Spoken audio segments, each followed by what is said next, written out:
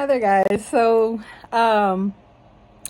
wanted to come today. I wanted to do this video, and it's something that I have been hearing and seeing, where I'm seeing a lot of different races, cultures, ethnicity. For some reason today, I cannot say ethnicities. I can't say it. I don't know what in the world's going on. But anyway, of people who are talking about being in alignment, making alliances and so forth with Black people, and talking about how our struggle is the same, talking about how white supremacy affects us all and the whole thing. And of course, that's true. It's absolutely true. If it seems as if I'm not looking right into the camera, I'm using my phone, and I'm not really, I think that's the camera right there. So I'm kind of losing where the camera is. But either way, I saw I guess this guy was Chinese, maybe. And he was just talking about Asian people in general, and the history of racism with Asians, and toward Black people, Black Americans, African, like just all Black people, or those of color who consider themselves Black, and so forth. I have seen some talking about Indian people and their racism toward Black people. I mean, first of all, we Black people know, especially African Americans here in America, we know, sadly, it really seems that so many people come here to America already with a disdain, with a dislike, with preconceived notions and everything about us as a people, as a culture. Like they just do not seem to care for us. I think it's learned, it's taught. Then there's TV and so forth. Firsthand of it though. When I was married, my husband and we had a Jamaican elder who was our friend. I think I may have talked about him and another guy who was from the Caribbean. They were elder men, and we had kind of just got into, the Rastafari movement and learning about Rastafari and the whole thing. So, but anyway, they told us, the one from Jamaica told us about kind of like a backstory on how when he came here to America, before he came, his mom and so forth had already told him to stay away from African American people, and to just don't get like wrapped up with them, because you're going to get in trouble and so forth. So, of course he met us, and of course he met other African American people, and he was an older man, so he since learned that is not just across the board the case. But at the end of the day, just the fact that it happened, that they taught him, and he agreed with that. The other older man, I can never remember where he is from. He's somewhere, he was from the Caribbean, but I cannot remember exactly what island or so forth. But he absolutely verified exactly what he said. So, but with that being the case, it's true that we all have the same struggle. We all have different struggle, but same oppressor, or whatever, however you want to say it, that in my opinion hates us equally, that uses many times, when it comes to African American people, uses them against us, is something that I found. Um, and a lot of them don't see it, especially Hispanics. I've heard it coming from Hispanics as well, that, oh, well, there was this older Hispanic man who was saying that, Hispanic people should have been like years ago, uniting with black people for us to become, a united front. And, I can agree with that. I don't really think any African American people, at least even the ones that I've talked to about this very subject, will say that, that's not true, because it is. I think all oppressed people should join together against those who are oppressing us. Like, that's just across the board, any country, any whatever. That's just how I feel. But I feel like on a personal issue, yeah, and on a personal stand, it's a little bit too late. I mean, it don't have to be too late, but I feel like I can speak for myself as a black African American woman. I feel like, unite with us for what? At this point, unite with us, become allies with us for what? Because I feel like a lot of them are literally just running scared because of Trump. Because Trump is literally, in my opinion, I always call him America's mirror. Because that is what he is. He's showing who America is and who America has always been. And however you want to take that, that's the case, And so I don't feel like it's sincere. I really don't. I don't feel like they want to unite with us and help us and push forth our cause or whatever, because I don't think it's sincere. I think they're grappling for a hand out for help, because he's talking about deporting many, many, many people who are non-Americans. Most of us African Americans here we are American. We're African Americans, so we are here. But many immigrants and others who, have not gotten their citizenship and so forth, Trump has them on the chopping block, sadly. I'm not happy necessarily about that.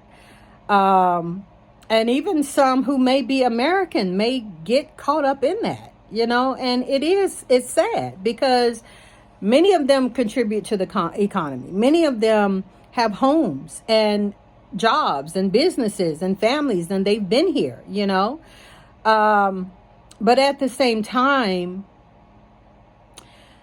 there have been many, many, many occasions for people of other races to stand with black people on our causes, on the fact that we ain't never got reparations yet. And many of them have gotten reparations in their country.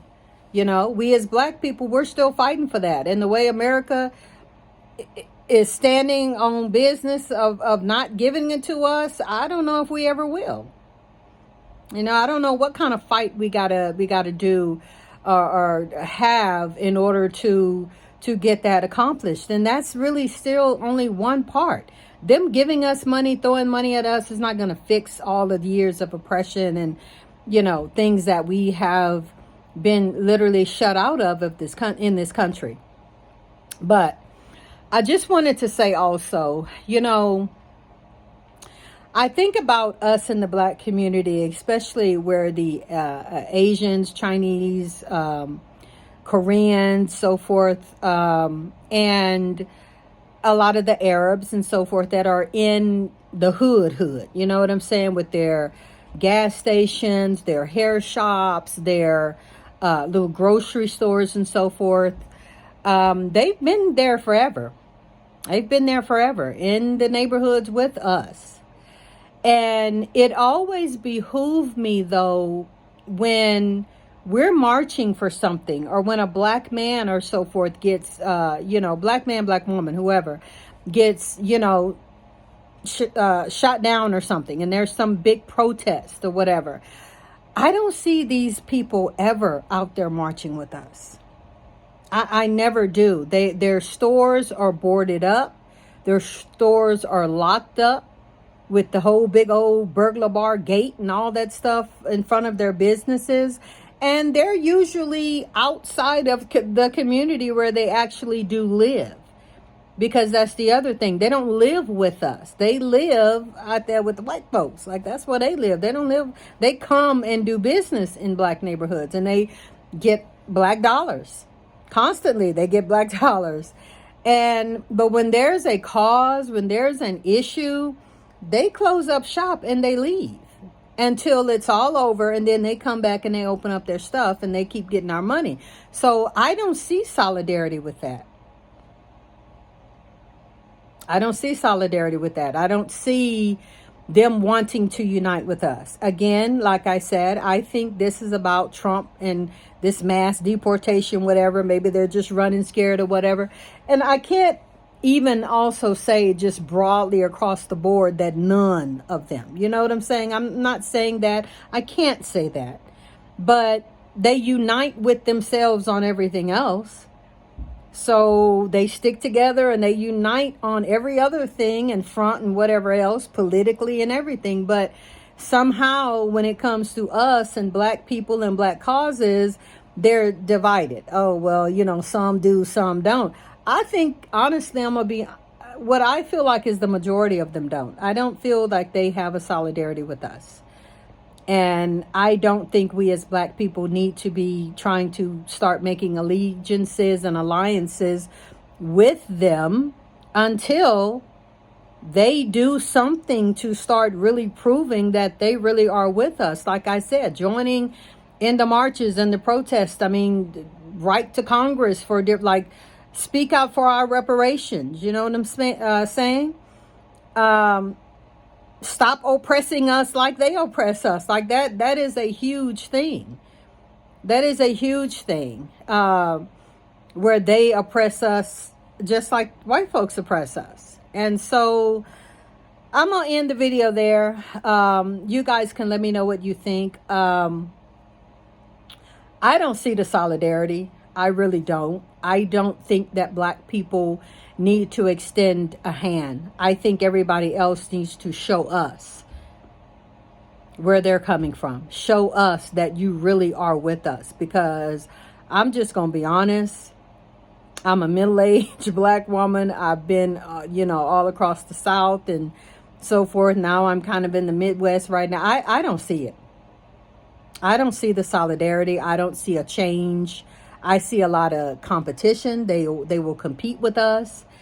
They will act like we're the criminals and so forth. I mean, here in the Midwest, it is so vastly different in my experience from even in the South. And I'm talking about, let's take Asians, for example. Many times with Asian hair stores and things like that, and just Asians in the community, it's kind of like, they're kind of cool, some of them. Like some of them even in the black hair shops and stuff, or will hire black people and so forth.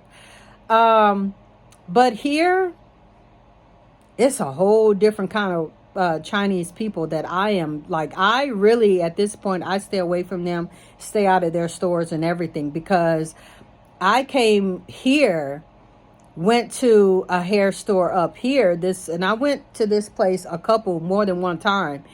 And every time I go in there, like they are literally doing the following you from aisle to aisle, watching you from the counter to see what you're doing type stuff. And I have not had that in years.